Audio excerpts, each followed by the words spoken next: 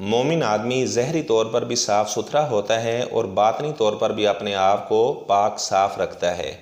اپنی ظاہری صفائی کا بھی خیال رکھیں، باطنی صفائی کا بھی خیال رکھیں۔ آپ صلی اللہ علیہ وسلم نے صفائی کو نصف ایمان قرار دیا۔ صفائی کی بہت اہمیت ہے۔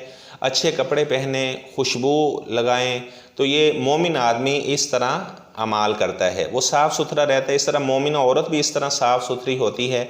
تو جس طرح ظاہری صفائی کا ہم خیال رکھتے ہیں، باطنی صفائی کا بھی اسی طرح خیال رکھا جائے۔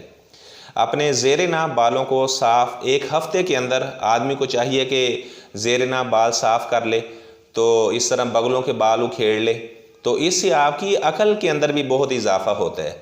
تو یہ زیادہ سے زیادہ کتنی اس کی مدت ہے کہ اس مدت کے اندر اندر آپ نے زیر ناف بالوں کو صاف کرنا ہے، یا بغلوں کے بالوں کو اکھیڑنا ہے، یا ناخن تراشنے ہیں، یا اس طرح اپنی مونچھوں کو آپ نے کاٹنا ہے، تو آپ صلی اللہ علیہ وسلم نے 40 دن مقرر کیے ہیں۔ فرمایا کہ 40 دنوں سے زیادہ نہ ہونے پائیں۔ 40 دنوں کے اندر اندر آپ نے یعنی زیر ناف بال بھی صاف کرنے ہیں، یہ آخری اس کی حد ہے 40 دن۔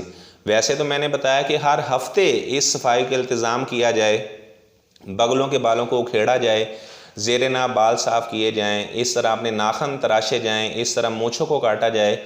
تو جو خواتین ہیں وہ بھی اس طرح اپنی ظاہری صفائی کا خیال رکھیں، ساتھ ساتھ باطنی صفائی کا بھی خیال رکھیں۔ تو یہ مسئلہ ذہن میں رکھیں کہ یہ زیر ناف بال کہاں تک صاف کرنے ہیں۔ جب آدمی بیٹھتا ہے تو جو مثلث نما جگہ بنتی ہے، چاہے مرد ہے چاہے عورت ہے، تو اس جگہ کو یعنی حلق لانا کہا جاتا ہے، زیر ناف بال، تو اس جگہ کے بالوں کو صاف کرنا ہوتا ہے۔